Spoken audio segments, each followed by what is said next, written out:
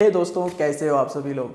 दोस्तों, आज आपको मेरे हाथों में कुछ दिख रहा होगा, इसके ही बारे में मैं आपको बताने वाला हूं। तो वीडियो को बहुत ही ध्यान से देखिएगा और ये वीडियो YouTube की पेमेंट को लेकर है। नमस्कार दोस्तों, मेरा नाम है देव साहनी और आपका स्वागत है टेक्नो गुरुदेव YouTube चैनल में।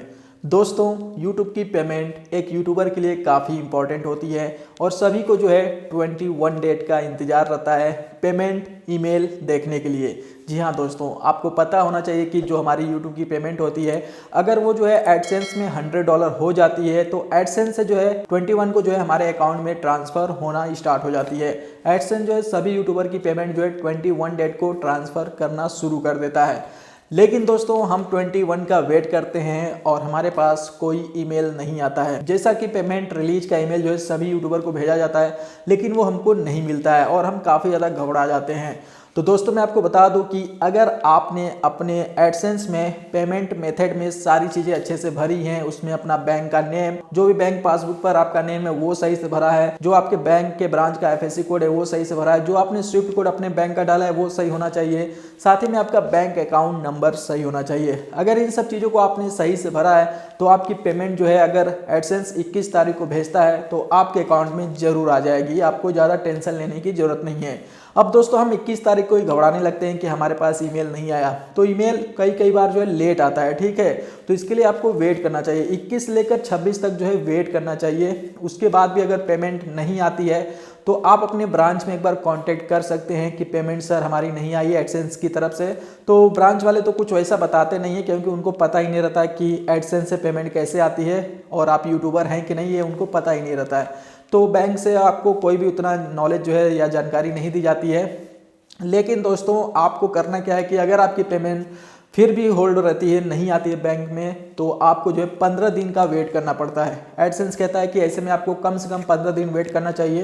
15 दिन तक अगर कहीं पेमेंट होल्ड रहती है तो हम आपको ट्रांसफ़र करने की कोशिश करते हैं, लेकिन 15 दिन तक भी अगर आपकी पेमेंट नहीं आती है तो आपको जो है एक स्विफ्ट UTR फॉर्म फिलअप करना होता है एडसेंस का, जिसके ऊपर मैंने वीडियो बना दिया कि कैसे फॉर्म फिलअप करना होता है। इस फॉर्म को फिलअप करने के बाद दोस्तों, आपको जो है एक ईमेल के थ्रू एडसेंस की तरफ से स्विफ्ट UTR कोड दिया जाएगा। उसको लेकर आप अपने बैंक में जाएंगे। उसके बाद बैंक जो है चेक करेगा उस कोड के थ्रू कि आपकी जो है पेमेंट कहां पर होल्ड हुई है। उसके बाद जो भी प्रोसेस होगा उसके बाद आपकी पेमेंट रिलीज कर दी जाएगी। तो ये प्रोसेस है अगर आपकी पेमेंट होल्ड होती है तो। लेकिन दोस्तों, आज का ये वीडियो जो है ये इस टॉपिक पर है कि जिनका भी पेमेंट ईमेल आ जा रहा है, लेकिन उसके बाद जब उनको बैंक में पेमेंट आने से पहले एक मैसेज आ रहा है, उनके बैंक की तरफ से एक मैसेज भेजा जा रहा है एडवांस रिमिटेंस का, और उस मैसेज में बोला जा रहा है कि आप रिलीवेंट डॉक्यूमेंट के साथ अपने ब्रांच में संपर्क करें।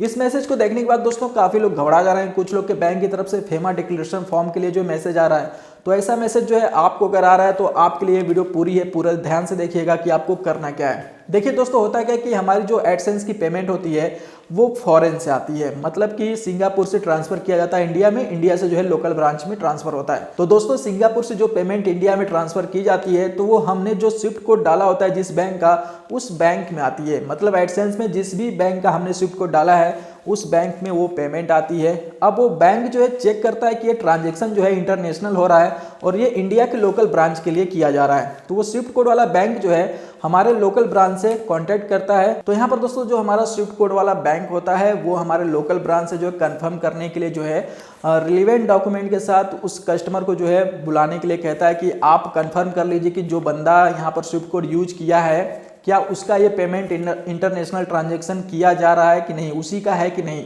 तो इसीलिए जो है आपको ये मैसेज बैंक की तरफ से भेजा जा रहा है। अब आपको करना क्या है दोस्तों कि इसके लिए जो आपको एक फॉर्म फिलअप करना होता है, जो कि फेमा डिक्लेरेशन फॉर्म होता है। अगर आपका बैंक SBI का है तो आपको मैं वीडियो के नीचे लिंक दे दूंगा, वहां से जो है इस फॉर्म को डाउनलोड कर सकते हैं। आप देख सकते हैं मैंने इसको डाउनलोड करके जो है प्रिंट आउट कर लिया है।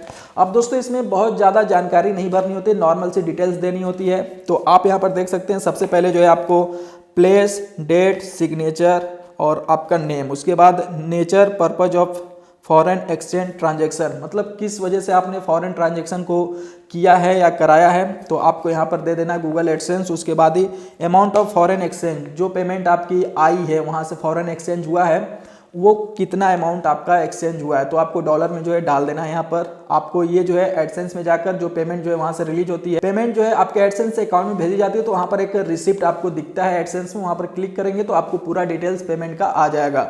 तो वहां से जो है आपको डॉलर दिख जाएगा, वो आपको यहाँ पर डाल देना है। उसके बाद दोस्तों आपको यहाँ पर नेम ऑफ बेनिफिशियरी एंटिटी का ऑप्शन मिलेगा, यहाँ पर आपको अपने अकाउंट होल्डर का नेम डाल देना है। उसके बाद आपको फॉर ऑफिस यूज, यहाँ पर नीचे जो है आपको 2 प्रकार के डॉक्यूमेंट लगा सकते हैं, जैसे कि आपका आधार कार्ड, पैन कार्ड यूज कर सकते हैं।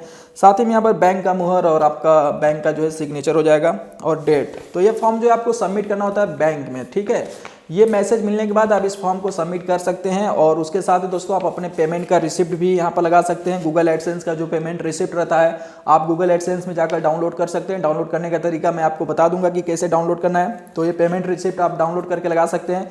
साथ ही में आप यहाँ पर अपना आधार कार्ड, पैन कार्ड का फोटो कॉपी लगा सकते हैं और अपने बैंक पासबुक का फोटो कॉपी लेकर आप बैंक में जाइए। उसके बाद ये फॉर्म अगर आपका सही से सबमिट हो गया बैंक में सारे डॉक्यूमेंट के साथ, तो जो आपका लोकल ब्रांच का बैंक होगा वो जो है कांटेक्ट कर लेगा, आपके जो स्विफ्ट कोड वाला ब्रांच होगा वहाँ पर ये जो है फॉर्म फिल करके जो है वहाँ पर सबमिट हो जाएगा। इसके बाद जो है वो स्विफ्ट कोड वाला आपको बार बार जो है ये मैसेज नहीं सेंड करेगा। जो आपको एडवांस रिमिटेंस वाला मैसेज आ रहा है ये आपको सेंड नहीं होगा और आपकी पेमेंट होल्ड नहीं होगी, क्योंकि दोस्तों अभी ये जो मैसेज हर महीने भेजा जा रहा है, इन द फ्यूचर में आपकी पेमेंट होल्ड भी हो सकती है, क्योंकि पहले ये $1000 पर जो है ये मैसेज सबको भेजा जाता था, लेकिन अब इसका रूल चेंज हो गया है। अब $100 के ऊपर अगर आपकी फॉरेन एक्सचेंज हो रही है तो आपको ये मैसेज बैंक की तरफ से भेजा जा रहा है और आपको जो है ये डॉक्यूमेंट जो है फिल करने के लिए बोला जा रहा है। तो स्टार्टिंग में आपकी पेमेंट होल्ड नहीं हो रही है, क्योंकि अभी जो है स्टार्टिंग प्रोसेस है, तो ये 6 महीने 7 महीने तक आपकी पेमेंट होल्ड नहीं होगी। लेकिन इन द फ्यूचर में आपको ये फॉर्म भरना ही है।